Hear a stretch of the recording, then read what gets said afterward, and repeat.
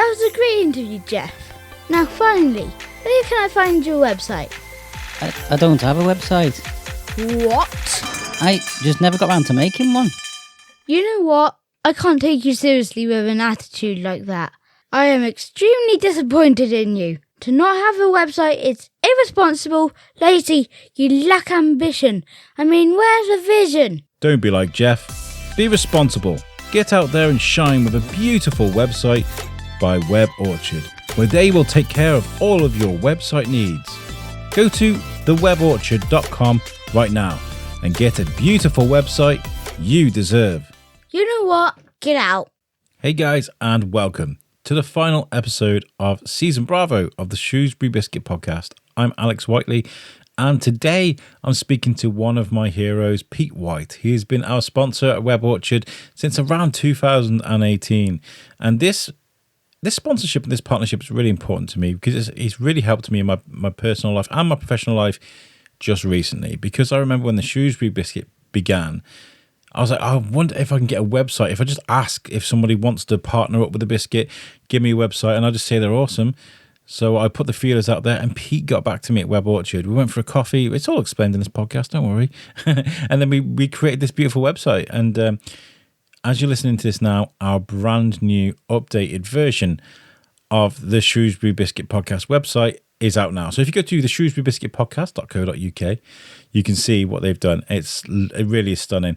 And this isn't like an elongated advert about you should definitely go to Web Orchard. You definitely should, but there's more to this because it was this initiation, this kind of us coming together as partners that gave me the strength and the confidence to be able to go out there and ask other people for things, because it is possible. It is possible to collaborate with people and trade skills. Just recently, my car broke down.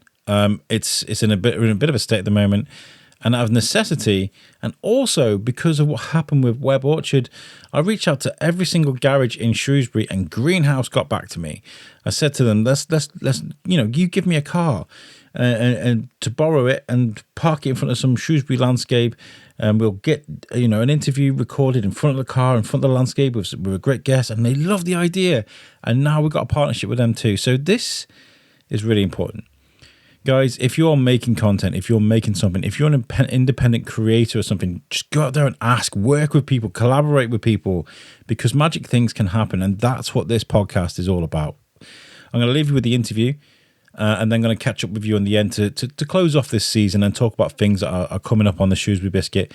But yeah, I hope you enjoy this podcast. This interview is great. It's more of a chat with a mate. So yeah, I'm going to leave you with the amazing Mr. Pete White. Enjoy.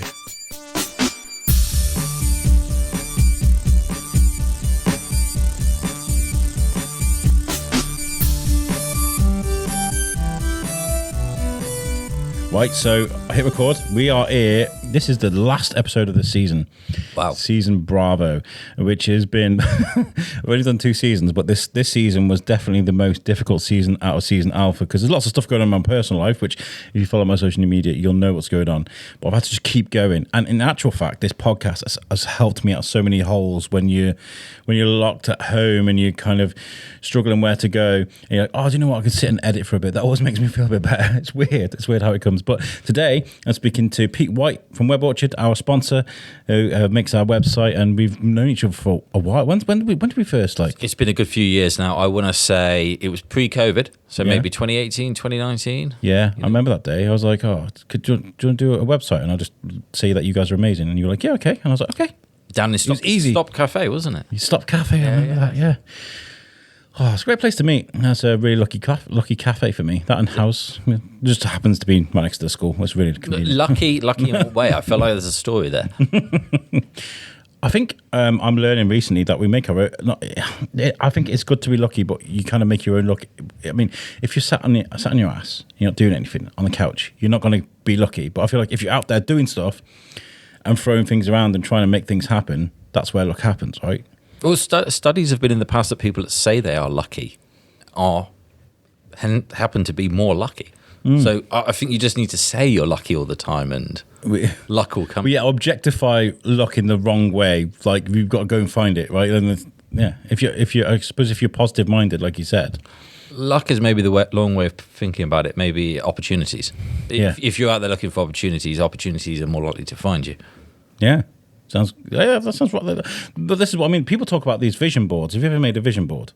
Yes. Yeah. You have. Well, I have my Remarkable device, and I often sketch up on there and I've seen those, ideas. I think that's the notepad that you can like, and then it saves on your computer. Are they good? I use it every day for everything because it's quick to write on. There's no distractions. There's no Sky Sports on it. So it's kind of like, it's very easy to do quick notes, and I use it. For the listeners at home, they know what a Remarkable is. It's literally an electric notebook, and you can write with a stylus, and does it feel like pen when you're writing it? It does. I mean, it's an expensive piece of paper. Yeah, but I mean, you can doodle something, and you can send it to your laptop, and it saves it then. Yeah. And that's great. That's really cool. And I suppose with today's AI stuff, you can just translate all that into text. Yeah, I mean, it will do the. I mean, my handwriting's bad enough, but if your handwriting is quite neat, it will do the handwriting to text translation in there. Yeah. What a crazy full circle we've done, though, isn't it? Like, we've gone from pen and paper to what they call the typewriter. I forgot the word for it. To word processors, to computers, tablets, back around to an electric piece of paper, like you said. I mean, I would show you, but the battery's flat. No, that's fine. Where do you fit in all this with technology changes? Where Orchard comes when we talk about developments in technology? Where are you at when you suddenly decide you want to do computers? Are we talking like the old Mac computers? I mean, what was around when you had decided? I mean, back in the day, I mean, it was Windows 3.1 and Mac OS 7 or 8. So it's a long time back there, and you kind of ride the train forward to where we are now, sat on the AI revolution, where everything has to include some sort of AI element in anything you do today.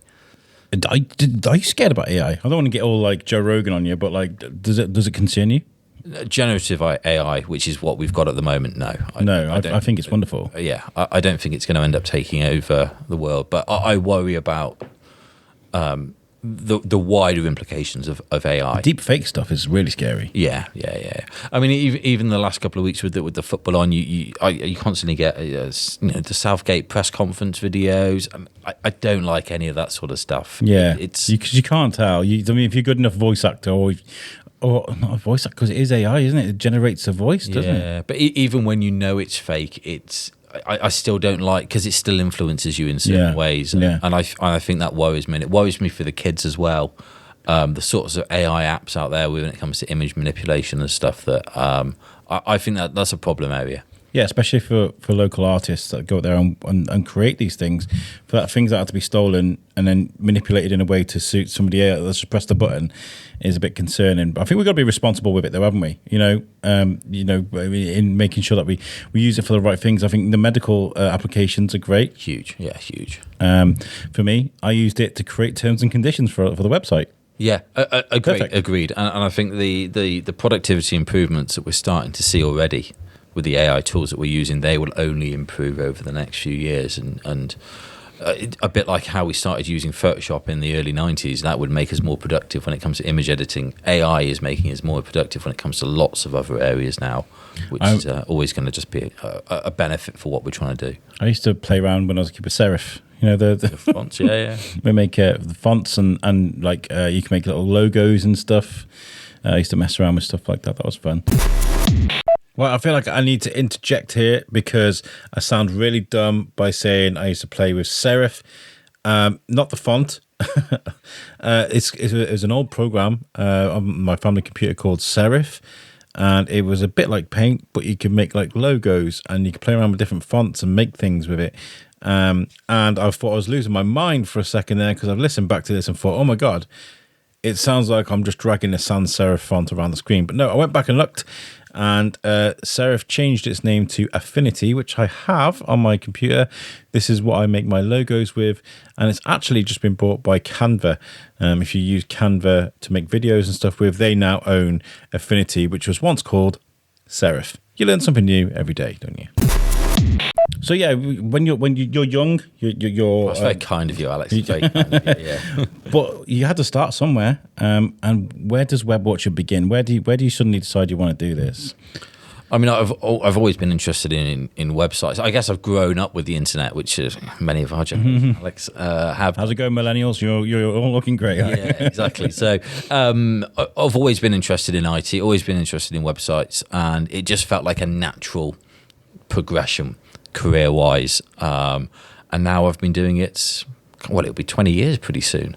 Wow. So, and to see the way that technology's moved on in that time and the types of tools that we're using now compared to how we used to build websites back then. And so we're talking noughties then. That's when you sort of early 2000s, I would say. Yeah. Noughties, exactly. Noughties, yeah. I mean, early 2000s. 2004, 2003. I mean, things were so much different back then. I used to do a radio show called Naughty Talk, and so I was always looking at, like, when I was doing the graphic stuff for that radio show, I was always looking at like images that I could use on like bits of art. So, and the stuff looks so much different then when it comes to technology. So much plastic and glass and fake plastic and inflatable couches and weird stuff. Like, everything just had to be round for some reason. Everything was like just weird. Like, and to see technology to go to being more simplistic and so easy to use now, you've had to go through so much of a journey to get there, haven't we? Well, all of our computers were beige towers, Beige remember towers, that sort of phase. And now we're kind of different shapes and sizes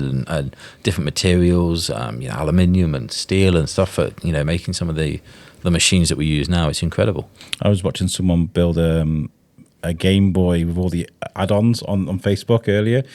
She had like the camera, the game, an adapter, a magnifier, and some headphones and a speaker. Like, and it was just like everything seemed to be so much more complicated. I mean, is that good for you though? When you go back there and you're like, well, things were so hard back then. Now it's so easy. You just press Wi-Fi on, or because you've had to go through that to be able to become as good as you are today. Yeah, if I see some of what our kids are doing today and how easy they seemingly have it, everything compared to the pain that we used to go through. Just think of the effort you have to go through for multiplayer games, in setting up networking protocols and the way you cable stuff together. And now it's kind of push of a button, Xbox Live, instant connect. Every process like that is a lot easier than what it was when we were trying to do it 20 years ago. Do you think it loses some of the magic though when it becomes easier? Because I remember having like Nintendo parties and stuff with my mates, and in fact, actually, when 2012, 2013, I remember having a FIFA party. I invited all my mates from work, and we had a few drinks. We set up a tournament with a ladder and everything. It was almost like your old school sort of LAN party. We were all sort of jumping on and stuff, and those are really good bonding experiences, aren't they? Yeah, but I imagine people today will have different challenges, so, they will be thinking in 20 years' time, how easy it is compared to when we set things up 20 years ago. It's just the way the technology moves on and people have different challenges in their lives, so yes. I guess it's been so long now, we don't even know any different. Exactly, yeah. Do you remember it? No, I don't actually. No, because this MacBook just does this thing. Now, look, I'm driving in a car now, thanks to Greenhouse in Shrewsbury, that literally parks itself and that massages your back, and just literally a push of a button does these amazing things. And I would never, when I was younger, I'd never thought that a car would just literally park itself. Do you know what I mean? Like, it's mad how things move. When you first started Web Orchard, was it easy for you? Was it difficult? Were you good at it instantly, or did you sort of learn along the way? No, I would say it took years to develop the craft and to get it where you feel like it's a reasonable, or you're happy with the quality of the work, basically. Yeah. But yeah, it takes a long time to get it right and to master it, really, I would say. Yeah. And what were you doing primarily at the beginning? Were you was it sort of web development? Were you helping people with their problems with their computers? I mean, what it was a mixture between the two, because when we've got the two businesses here between Information Solutions and Web Orchard. So Information Solutions is very much focused around IT support, security products, Office 365, whereas the web side of things, and Web Orchard is web development, web hosting, all of that sort of stuff. So for me, it's always been a nice balance between the two. You've been able to get the IT side of things and the website side of things. That's what helps keeps it interesting for me anyway. And I guess from the beginning, we'll go over there. My mixer doesn't like my phone. From the beginning, you're very much a doer, I imagine. You're coding, you're getting involved, you're getting stuck in. Now you're a boss. You're running a company.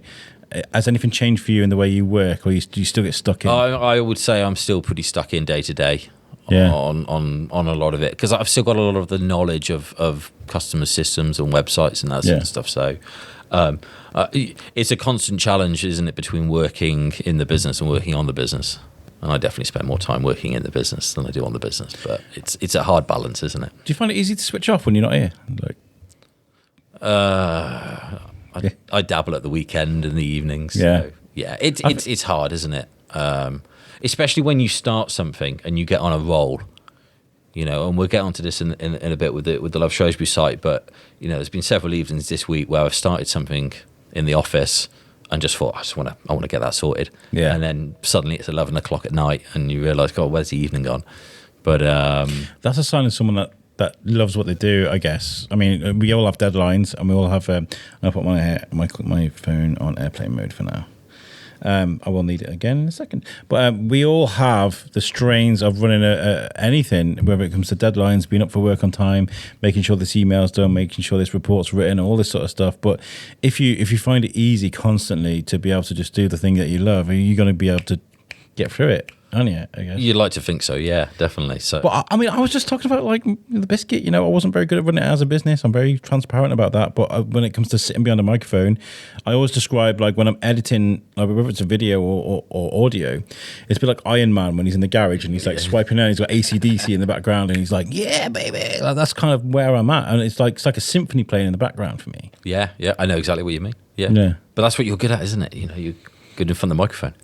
Yeah. So if anybody, wants to come and be my boss, Whiteley, get on the mic, then that'll be great. So you start Web Orchard, it starts running for a while. I mean, how many times have you got, because the technology changes, things around has changed, things like with the economy and the way people absorb information has changed as well with the way things come in. How many times have you got to adapt to keep up with life? And it's constantly changing. I mean, Web Orchard, a lot of us started our careers, a couple of years before the GFC.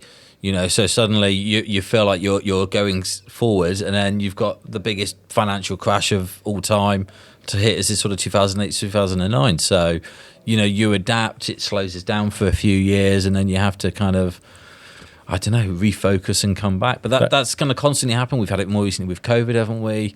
Who knows what the next couple of years are going to be like economy-wise? So it's a constant wave, isn't it, that you're riding there? I always profess that COVID actually took technology on leaps and bounds, because there's so many people suddenly started doing things remotely. I remember Shrewsbury Town in the community, now Shrewsbury Town Foundation, they were dropping off tablets to the elderly, people part of their charity, so they can have conversations with their loved ones and stuff. And I thought, even though the pandemic was a terrible thing, everybody switched onto Zoom.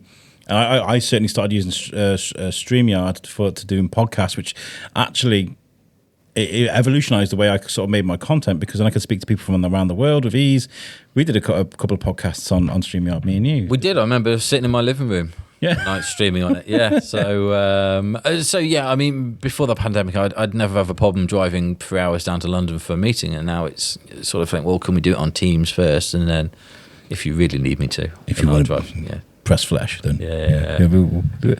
But it's gone for full circle now. Where some days I would spend 4 or 5 hours on Teams meetings. Yeah. That was too much input. Can be, yeah. So, it swings and roundabouts, I guess, isn't it, on these things? But I guess the point you're making there around the way that technology moved on, where people were forced to move on because of the pandemic, it definitely, I had a lasting effect there. Yeah, it was. I remember fondly. Honestly, in a good way, because there was one point where we were the only people doing media in Shrewsbury, because everybody sort of struggled. I mean, we weren't the only people. That was just me paraphrasing. Yeah. But we were putting stuff out there where people were struggling to, and that's because I'd spent so many years with Tom Bruno doing You Suck and the Thorskin, where we used to do it over Google Hangouts and stuff. I knew how to sort of get this information out there. It was quite cool. What about when you first get your first office? When you get your first office, when is that? What does that look like for you? What does that feel like?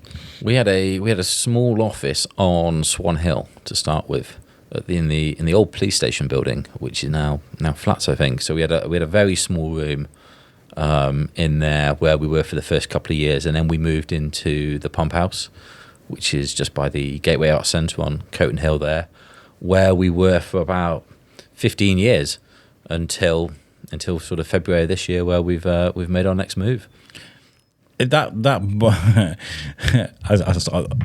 Trauma. Let's go gently with this. That hill, Coton Hill, is notorious for flooding. I always remember whenever I see pictures of the floods, I think, oh my God, that's Pete's office. Yeah, definitely. And for the first 10 years that we were in there, we didn't have any floods. You know, it was, if you think of the flooding was bad certainly the early 2000s. And then we had a reasonably long period where it didn't flood. And then consistently over the last sort of 4 or 5 years, it's flooded every year at least. We kind of get ready for it. We kind of roll our eyes and be like, it's coming. Yeah, definitely. And we'd kind of got used to it, but it was still an annoyance in the backs of our minds that this seemingly was becoming more frequent, and there was nothing obviously the landlord could do about that, but there was still a problem when it came to the flooding there, which is ultimately one of the main decisions why we decided to move this year. I mean, luckily you guys are upstairs, but I imagine it's still a huge problem when it comes to everything in the building, electric. Yeah, I mean, and it's just like we get deliveries each day, and suddenly where do all your deliveries go? It's issues like that really we shouldn't have to worry about. No, especially when you got a job to do. And now you're here. You're here at Abbey Lawn. Yeah, we're here down on Abbey Lawn, and it's a big improvement. It's nice. It's nice where we are now. It's nice and open. We've got more parking. You can see it's a much nicer space. It's much sort of light and airy. We've got air conditioning, which always helps as well. It's very airy and breezy in here. I love it. I think it's fantastic. And I don't know why I put my ear to the microphone. I can't hear it, so that's good. No, it's good. And we're right by the railway line here. And we got kind of lucky really, because the office had just been completely renovated. So Morris Property that owned the estate had repainted it. They'd done all this sort of LED eco lighting. Nice. We've got eco carpets. You've got the nice wall over here as well. So they'd done a really good job in kitting the place out. And then it was ready for us to move in, which is kind of ideal, really. So here you are now in your new place. And has this new place brought you anything new? Any new customers? Any new drives? Any new missions for you now you've moved in here? Because sometimes a new place or a new way of working can sometimes drive you to do something different. Yeah, I mean, it certainly feels like it's given a new.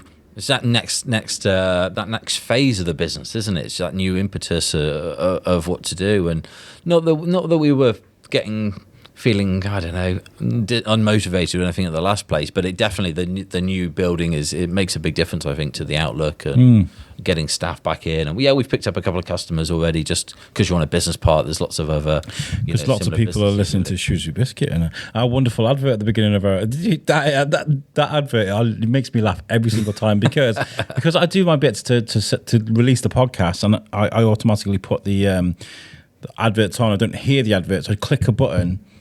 And the way it works is it just automatically puts at the beginning of the podcast, right? So then I'll go and listen. I listen to my podcast, the beginning of my podcast, every sort of time I release them to make sure they're out okay and they sound okay. And the advert I did with Timmy, I forget it exists, and it just comes up, and I'm like, oh my God, that's so amazing! It's a great one, yeah. I love it.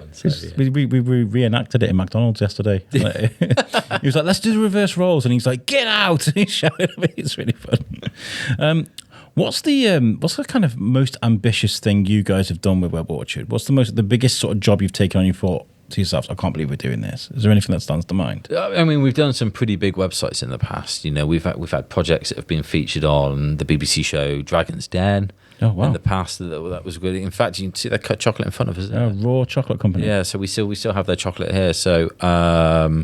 Which nice ongoing relationship, because that was kind of 10 years ago now. So we've done some big projects, and hopefully they've had meaningful impacts on these businesses and people's lives because of it. Really, I think websites are coming back in a way. I know that social media is a massive driver and a lot of content, TikTok, Reels, things like that. But I noticed that there's lots of what's it called, the link trees and stuff, where people will offer their social media, their website, wherever it is they're based, and if your website looks easy to use and it's got that sort of, I feel like a website that looks plain, easy to use and quick, it makes me appreciate a company a bit more, I think. Speed is so important. Yeah. You've got to get stuff loaded up, in front of people quickly, because attention span, I'm definitely guilty of skipping on stuff if it didn't load properly and that. So the speed's really important for getting it right. And it's good if you've got like links to the social media and stuff on the website, because then that is then your center point, the website, because then it branches onto everything else. Exactly, yeah. Your website's your center point, and everything then fits around it, whether it's social, whether it's your Amazon, your eBay storefront, or so on. Everything then. What do you hate to see in a website? If you look on a website, oh my God, as if they got that. Like in general. I mean, there's lots of different things. I mean, too many pop-ups is always a pain. I mean, personally, we've got to have them, but cookie pop-ups drive me crazy. A certain local newspaper, I've got one of the worst websites ever. They'll be like, here's this story, and you click on it, and it's a pop-up, and then there's one of those ads that appear in two halves, and you have to scroll it through. Yeah, I mean, there's certain websites I go on a lot, and when you have cookie pop-ups, it don't save the fact that you've clicked accept, and you have to accept again every time you go on the site. It's definitely a pet hate of mine, that's for sure.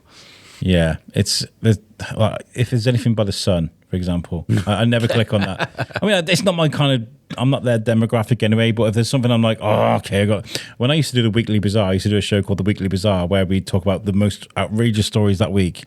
We have a couple of beers and we swear with it and stuff. I go on Daily Sport an awful lot. Not the Sport, not the Daily Sport, the Daily Star, sorry. Okay. Nearly made myself really sad myself. Although the Daily Sport is kind of a bit out there as well. I would never go on that, but the Daily Star, they have the most ridiculous stories, and their website was brilliant because there was a weird tab, so I press on weird, and the most outrageous stories would pop up. So I'd always be perusing things like that, and Flipboard. I'd always go on there. I do miss those days. So I guess. I mean, I still use an ad blocker, and I have websites that rely on advertising. But it's just part and parcel, isn't it? Really. Is there a website sort of thing that you think is imperative to have these days? Is there a feature of a website that you think if you haven't got that, you're just not playing the game properly?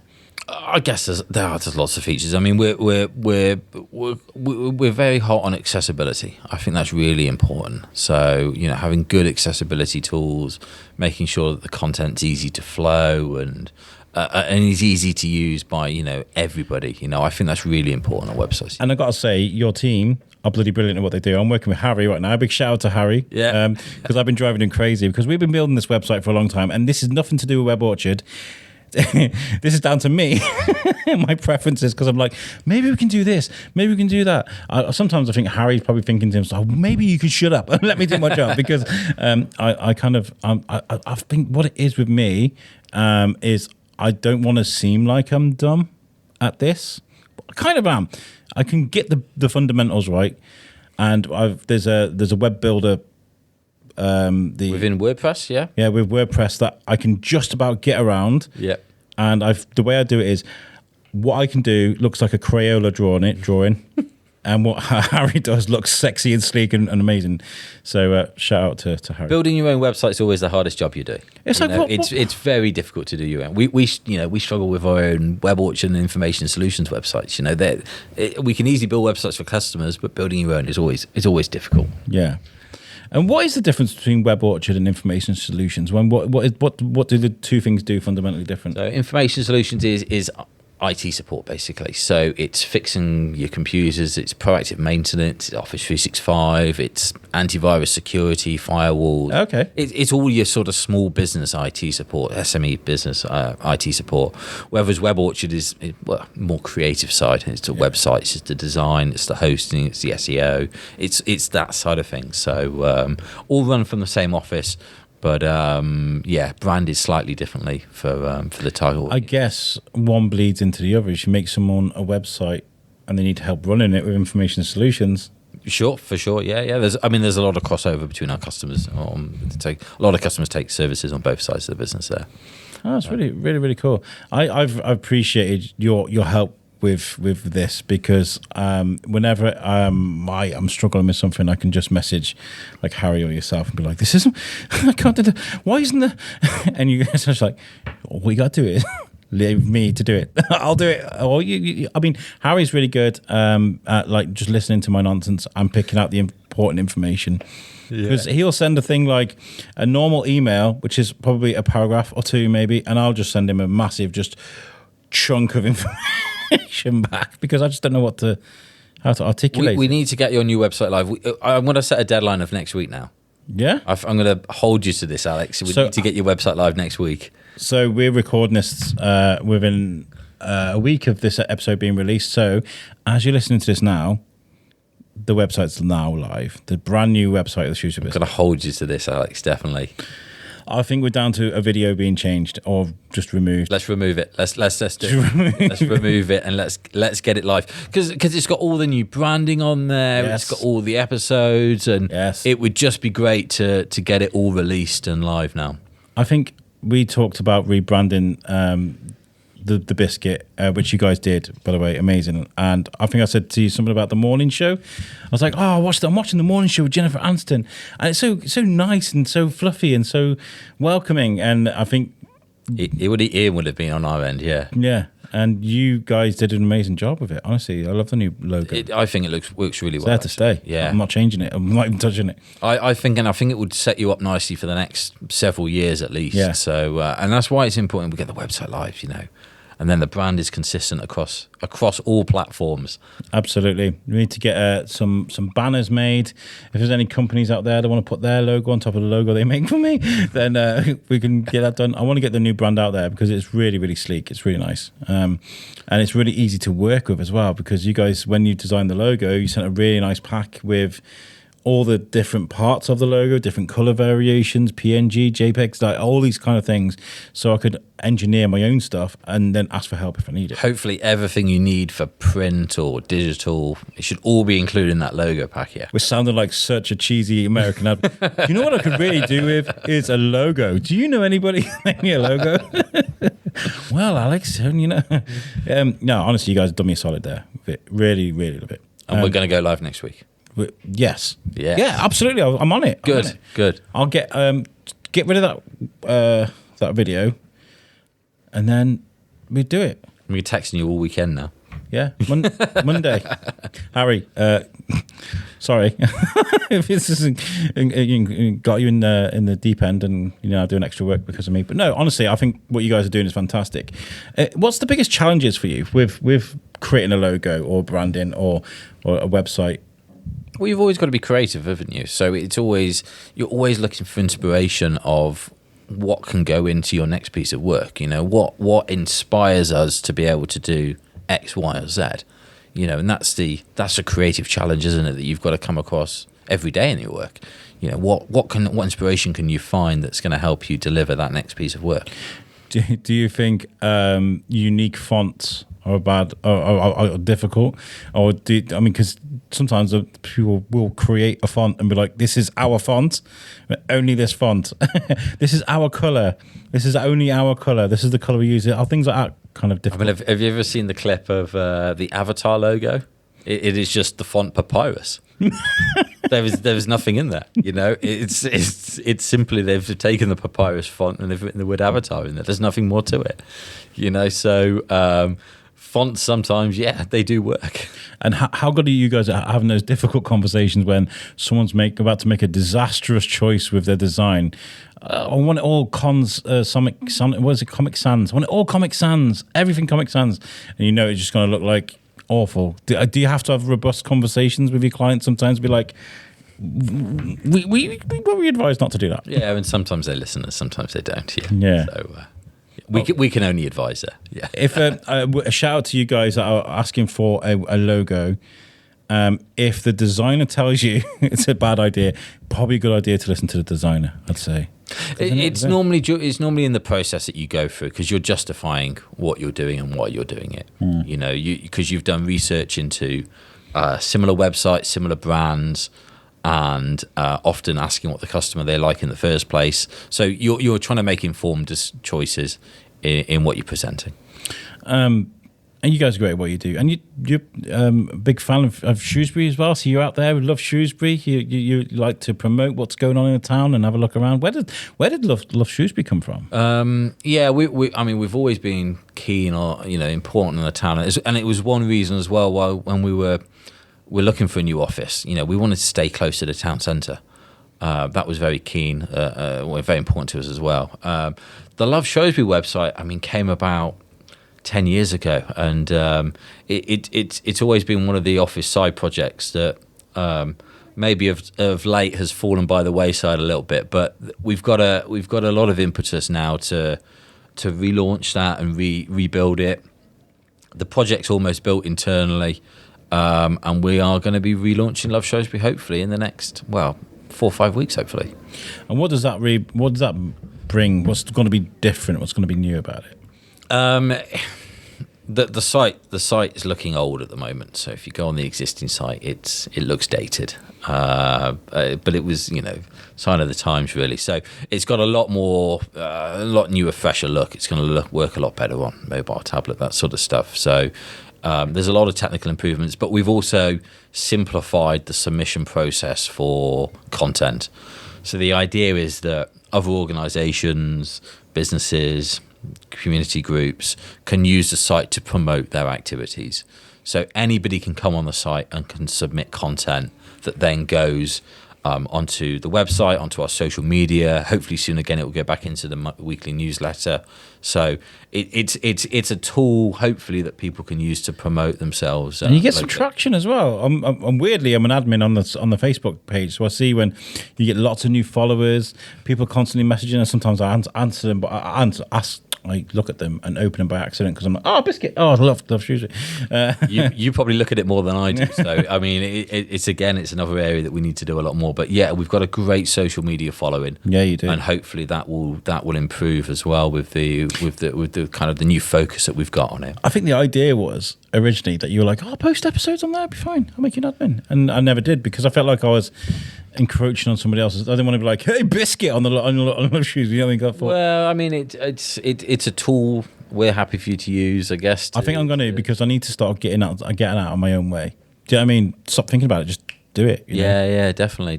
And so hopefully that it will be a real benefit to the local community because the site's all about sort of positive things that's going on, as opposed to all of the negative stuff that we get day to day. Right. Okay. I've just had to. Hold on. Was I getting internet while I was on airplane mode? I don't know. But we're going to play a favourite game. Yeah. Show now, if that's okay. But I need internet, and my internet's messing up my phone. Right. So we're going to play. Why, it's random, innit? This is the random minute. So I'm going to, for a minute, just for the listeners at home, I'm having to separate my phone as far away from my mixer as possible because I need the internet to do it. So we've got a website here. I did used to use teambuilding.com, but we used it so much that the same questions were coming out. So I'm going to ask you as many questions as possible for the next minute. Yep. And you can answer them. They're all completely random. It's a random question generator. Right, so here we go. What's the website called? Learn Hip, it's called. Okay, cool. Website. What? That sound. You stick the mixer over by the printer. Let's try that. Will it reach? There we go. Okay, Pete solved it. Cool. That was an information solution. Okay, I need to get a minute up on my phone. You got a minute to answer as many questions as possible. They're not sorted or anything, don't worry. Okay, cool. Okay, so I'll start the timer when you start answering your first question. And here we go. Hold on, wait there. Messed it up before I even started it. Who is your favourite author? Oh, I like some classic Roald Dahl. Nice. A bit of Enid Blyton. Go back to the childhood there. Nice. Have you ever visited a court? It's a bit personal. Have you ever been to court? I'm going to say no. Who did you last talk to on the telephone? On the telephone, it would have been my co-director, Nathan. Cool. Have you ever experienced something you couldn't explain? Ooh, that's a good question. I'm going to say no. Are there any companies you wouldn't work for? Oh, it's probably loads. She says yes. I mean, that's Okay, great. yeah. Do you like modern pop music? Who do you like? Like modern pop music. I'm going to say no. No. And do you like to wear bright and colourful clothes? I do, yes, yeah. Yeah? Yeah, I like Yeah. it. Especially socks. We get one more in. How will you spend your time when you retire? What's in the back of your mind? I want to play through Skyrim again. Yeah? I haven't got time in the meantime. That's wonderful. I love that. Thank you. So that was... Wait, random, innit? Eh? Yeah, we just like to play that with people. We don't always get to. If we're at a food festival, I can't do that with every single person we bump into, so, you know. It was a good food festival this year. I enjoyed it. That's why we saw each other, and I was like, do you know what?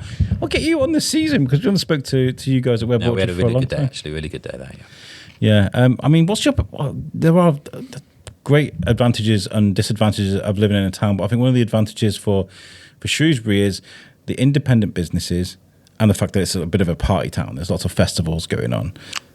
Is this something that works to your advantage with what you do? Because there's lots of businesses coming in and out of town, you know? Yeah, definitely. So, I mean, we're big supporters of the town centre and stuff that you guys are doing, what the bid do and everything. So it's, it's important to us and there's lots of good stuff going on, isn't there? So it's all, and we try and get involved in what we can. What do you think? What are your favourite sort of times of year for, like, when it comes to celebrating sort of Shrewsbury and its independence, or, you know, the events that they put on? Is there anything that you really look forward to? Well, it's all the summer, isn't it? Whether it's food festival, flower show, big busk, you know, there's lots of good events, isn't there, that go on over the summer. So it's we're lucky in the kind of facilities that we've got in the quarry and the high street and that it does it, and the castle, doesn't it, bode itself really well to these sorts of outdoor events. I was recording the video as you were saying that, and as I was zooming in, it like went really quick. It zoomed right into your face. It was really funny. I might use that. I don't know. Castle's such a great asset to this town. Honestly, it's such a great place. And we almost don't use it enough. You know, there's so much more you could use that castle for. You know, for outdoor events and festivals, I think it'd be a lot. There's a lot what you could do with that castle. If you could change anything about your sort of career from the beginning, if you go have a time machine and tell yourself something like, oh, make sure you don't do this, or make sure you do this, is there something you tell yourself in bringing this company up? I would have quite liked to have done a few years in London. Yeah? You know, or a big city. Yeah. I mean, I love Shrewsbury. It's great, but I think in my early 20s, it would have been nice to do a few years in a big city. Too long in the Shire. Maybe, yeah. Maybe even abroad. You know, or something. That would have been. Some people like that, though. And there's nothing wrong with that, but I'm just thinking, like, if I was to do everything again, maybe I'd have a few years elsewhere somewhere. The hard knocks city out there grinding amongst lots of other people. I can't imagine it's easy. You know. Well, it's all the other benefits you get with the city, with the nightlife and all of that sort of stuff as well, isn't it? So so maybe yes, in some way the hard knocks, but also there'll be some other benefits in there too, maybe.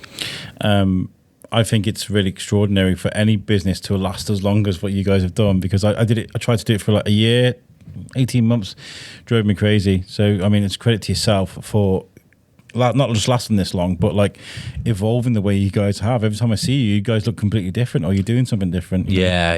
And I think it's the way to survive, isn't it, really? To keep evolving and keep staying at the top of your game as much as you can, really.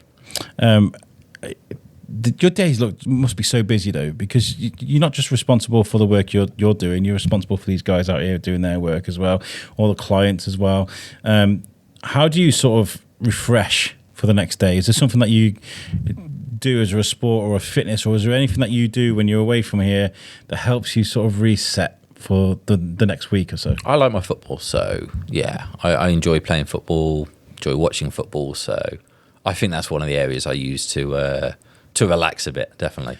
I went to the food share, the food bank up by Monkmore this morning because Nori, my friend Nori, big shout out to him. I said I'll give you a shout on the podcast, didn't I? He borrowed me a tripod for work I'm going to do at the weekend. And my wife was like, you better take it back and get some food. I was like, okay. You donate, you get some food. And one of the contributing conversations, one of the things that started conversation in this weird waiting room where everybody's waiting to go in was Shrewsbury Town. And everybody was just like, everybody was pitching in with all these things. Of course, it's the day of the election that started it. Then it moved on to football. And people were so much more passionate about talking about the local football team than they were about the politics. It's crazy. Yeah, definitely. Well, and when we're back into England playing tomorrow, aren't we? So it's we've moved on from politics into football already. I got given a lime at the food share, and I was like, I'm going to buy some Corona to go with this lime. It's weird. But tomorrow, I mean, why not? So what is the future of Web Orchard? Where would you like to go? Say in like 5 years' time, this is like a proper CEO style question, but like, where would you see Web Orchard in 5 or so years? I'd like to see us continue to grow in the way that we have been in the last few years. You know, it's nice organic growth, isn't it? It's good projects, working with good people, helping local businesses, helping local organisations. That's what we want to. That's the aim of the business, and that's where we want to keep moving forward over the next 5-10 years, maybe. So we certainly feel like now we've moved into this office. This is a long-term location for us, for sure. Hopefully the business continues to do well over that time as well. So this is Morris. Morris owns these buildings, or the whole estate. Yeah. You need to speak to him, but like, have you got a room spare for a studio? There's a place over there. Broom cupboard would do, just somewhere I can fit my mixer. Yeah. Like, if it's empty and nobody's using it, maybe we can, just keep it warm for you. Yeah. I don't know. I'm really like grateful for what this town has given me. Like since I moved here with the biscuit, it's a perfect example of how I moved to a town. I fell in love with it and tried to find success. It's something that I'm really proud of, and I feel like we're doing all right. And then there must be lots of young up-and-coming business people thinking the same as me, that Shrewsbury's just like, it's a county town, let's move to Shrewsbury, let's create a new business. Are you seeing a lot of young people coming up through business, or is it becoming like a bit stagnant with that? I don't think I'm overexposed to anything like that, but I'm sure it's going on. I'm sure it's happening. And you'd like to think that there's a lot of good opportunities out there for people to start businesses. But yeah, I don't get to as many networking groups as I used to, maybe when I was a bit younger. But I think I've been to a few, and I'm grateful to be invited. But I think network groups, I think those kind of things, they need to be updated a little bit. I think there's just a format to it that I'm just not comfortable. Like, it's nice going, because I've been to a few and I've been invited and it's really nice, but you sit and you listen to someone with their presentation, which is really, really nice. And then you stand up, you have a coffee, and then you sort of chat. And then you go, and it's got to be a different way of doing this. Yeah, it's about meeting people, isn't it? Yeah, and you've got to meet people multiple times. Anything that brings people together, I think, is important for a business community. Yeah, that's the way that you then get people having these conversations and coming up with new ideas and new businesses and stuff. You've got to get people talking. You've got to get people together. I think Alex McCarthy is really good. She was doing like get-togethers in like a bar or something. It's something relaxed. That's not like a boardroom or something like that. It's where it's like you sit and have a glass of wine, break some bread, and really get to know people. Because I feel like we're moving in a way now to try and make things a lot easier to digest. And I think in the office setting sometimes, I mean, for some people love that sort of setting, I suppose, but not for everybody. I don't know. You got to find a fine balance, isn't it? Whenever we go to conferences, that sort of stuff, the best conversations you always have are in the bar afterwards. Yeah. Because that's when you can get people talking and, you open up a bit more, don't you? Yeah. And that's where the magic happens. I was at an event, a family event, a few weeks ago, and there were family come over from America, from all over the country, and there's a member of my wife's extended family. Started chatting to him, and I didn't realise he was like a sound producer, proper sound producer from like in London, and we started geeking out Okay, I'll be honest, guys. This was a funeral. When you say family event, Yeah, I did want to say it was a funeral, and for the last couple of hours, we sat there geeking out about microphones. You're bonding, weren't you? Bonding over microphones. It's just great. You got to do what you're passionate about, I suppose. Definitely, yeah. Well, listen, I want to say thank you to you, Pete, and the guys at Web Orchard for helping me for as long as you have, and will hopefully continue to. Absolute pleasure. It's an absolute pleasure, Alex. The logo that is on our all of our artwork is proudly put there because I'm proud to be working with you guys, because I think what you gave me at the beginning was a chance. You know, I think everybody wants that one little thing, or that one little chance, that one little break, and I think you gave me that so early on in the biscuit that actually. This week when my life was falling apart, I remembered that because I asked, there was somebody out there waiting to listen. So when my car was broken and I didn't have much hope, I thought of that time and I was like, do you know what? I'm going to message every single car dealer in Shrewsbury to see if there's something we can work on. That is proactive. And I was like, there's got to be something out there. The biscuit's worth something, you know? And Greenhouse got back to me. They were thrilled to do it. So, I mean, it was just that moment from way back when I asked you, can you make me a website? And you went, let's do it.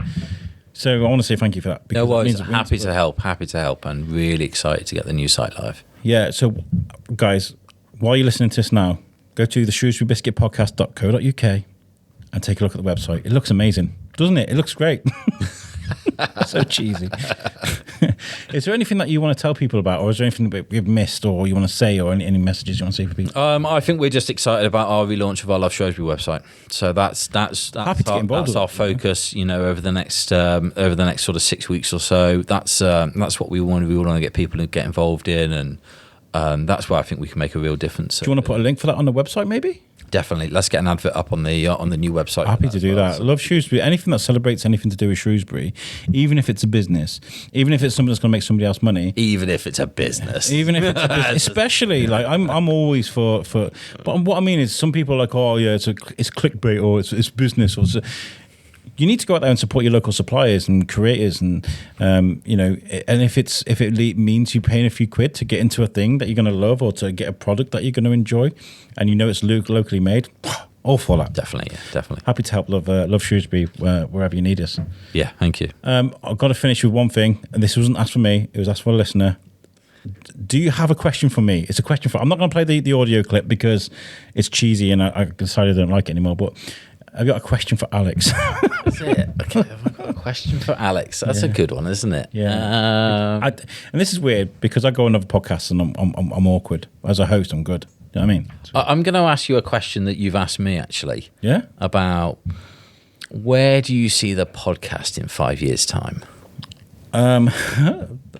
Somebody's asked me this recently, and I gave some bullcrap answer because I live for the moment with this thing. Yeah. I never think about the future, but now I think about it, I honestly see, with the way things are going, with the way we're absorbing information at the moment, I could see the biscuit in its own studio, nestled somewhere. Nice. And I could see the Shrewsbury Biscuit as not just a podcast, but as a source of information. So you could have a podcast.